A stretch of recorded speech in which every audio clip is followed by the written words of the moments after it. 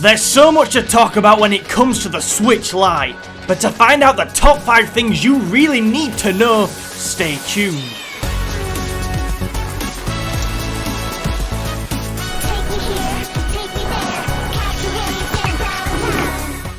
Do you know what's even more portable than the Nintendo Switch hybrid thingy? The Nintendo Switch Lite, which shall soon be amongst us and keep our Switch cravings even more satisfied. What do you need to know about it though, and how good or bad a product am I expecting it to be? For today's video, we're looking at the top 5 things you need to know about Nintendo's new console, and I'll also give a few quick thoughts and opinions along the way.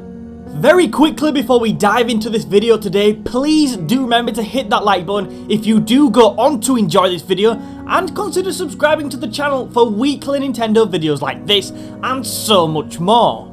Number 5 today is that the Switch Lite is not a hybrid console. Unlike its older and more established sibling, this Switch cannot connect with TVs and instead is purely a portable device. Basically, it seems like it will eventually become a replacement for the DS, and I'd suggest it's chiefly aimed at that market. Yeah, maybe you're watching this thinking, I've already got a Nintendo Switch, why would I want this new Switch Lite that can't even link to my TV? And I completely get that. As someone who finds my current Switch satisfying enough, I'm not necessarily going to be jumping to throw money at this either, but for some of you out there, I really do think it's worth considering. Maybe you're someone who just prefers portable consoles, and the standard Switch doesn't appeal and never will because it is still essentially a home console. Or perhaps you're looking for a second Switch console for the kids or a partner, a Switch console that doesn't cost $300. Or maybe you just want another one for yourself that's easier to take on the go. If any of these sound like you, it's definitely worth finding out more. Talking about this console as one that is easier to take on the go, in at number 4 we have the new features and design of the Switch Lite. My parents must be so proud of me when I write links into scripts like that. Wow, I mean my graduation was one thing, but this is just different level. The Switch Lite is certainly going to be easier to take on your travels with you. I mean, just look how casually he pulls that bright yellow Switch out of his pocket with the cool arrogance I'd associate with a smooth talking English spy.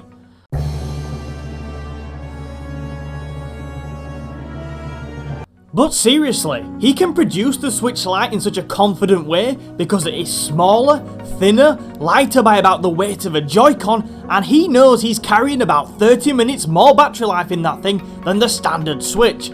Though the new revision of the standard Switch released in August has up to 9 hours battery life, by the way.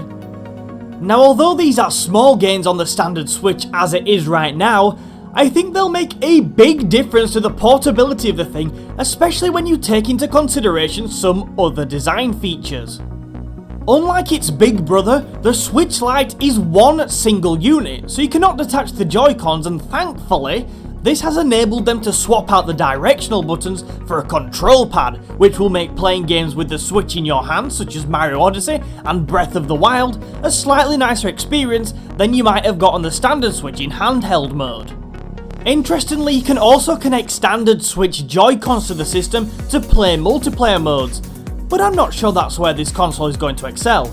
Still nice though. However, it's not all good news on the change in design and features front. A number of concessions have had to be made. There's no HD rumble or motion camera on this version, but the bigger issue for me is probably the smaller screen. The Switch Lite will have a screen size of 5.5 inches compared to the original 6.2 inches, which is kind of frustrating, but I guess it's to be expected with a console that's just simply smaller. I don't feel as though these are deal breakers though, and if you do want to switch simply to play as a portable console, I wouldn't worry too much about these things. So next up, let's talk about what games we can dive into on the Switch Lite. Unlike the way games worked with the long-running DS's, the Switch Lite will be sharing the roster of games with the standard Switch. If it's playable on the standard Switch, such as the likes of Super Mario Odyssey, Breath of the Wild and Mario Kart, as a general rule, it will be playable on the Switch Lite. If you already own it, just pop the cartridge in and off you go.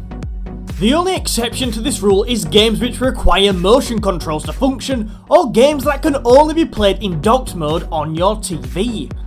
Probably most notable of all of these is Super Mario Party. Overall though, most games will be playable on both consoles, which is great and brings a number of features which will be vital in securing the success of the Switch Lite.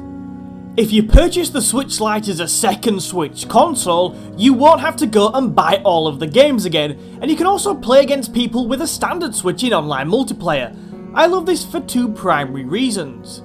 Playing against friends online is such a key part of games these days, so it's fantastic that Switch Lite consumers will be able to join in on so many great online multiplayer experiences, and also, if you buy multiple Switches in one household, you can still all compete and share the experience together. This will be particularly useful for games that only have online multiplayer via a wireless LAN connection. I'm looking at you, Civilization 6.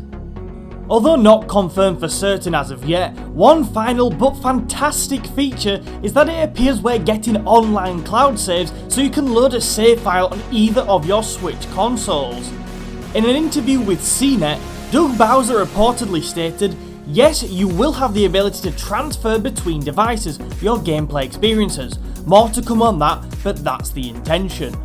If this feature does come to fruition, it would make the console so much more appealing to many of us.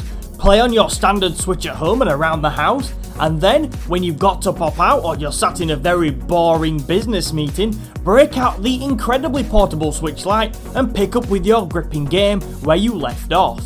As you'd expect from a smaller console with less features, the Switch Lite is cheaper than the standard Switch. In the UK, the Switch Lite will set you back one penny less than £200, £80 cheaper than the standard Switch, and in the US, it's $199.99, or slightly less, around $100 cheaper than the standard Switch. Now if you're like me and love your Switch just how it is with the Joy-Cons, TV compatibility and all those good features, this probably isn't going to smash you in the face as something you desperately need. But for others who aren't fussed about playing games on their TV, or maybe just want something more casual for themselves or a member of the family, there is a nice saving to be had with this, and overall, I think it's a fair price and will hopefully allow even more people to access some of the incredible games we have over here on Switch. So, after all this information, the biggest thing you need to know is when can you get your hands on this new Nintendo console? Well, pretty soon, because it's going to release on September 20th, and you can get your pre-orders in now if you wish. For months we've known Switch hardware was coming this year, and as predicted, Nintendo announced it, and now it's going to release relatively quickly. On its September release date, the Switch Lite will be available in 3 colours, turquoise, yellow and grey. But if you want to hold out for a little bit longer, you can grab yourselves the very cool Pokemon Sword and Shield design, which will become available on November 8th. Perhaps the most interesting part of the September 20th release date is that it coincides with the release of The Legend of Zelda Link's Awakening on Switch. Link's Awakening is the perfect launch title for the Switch Lite. Zelda is a massively popular series that appeals to almost every Nintendo fan, and Link's Awakening did initially release on the Game Boy, so it's a game which we already know works wonderfully on an exclusively portable platform. I'd love to see some sort of bundle which includes both Link's Awakening and the Switch Lite, but sadly, there's no sign of that just yet.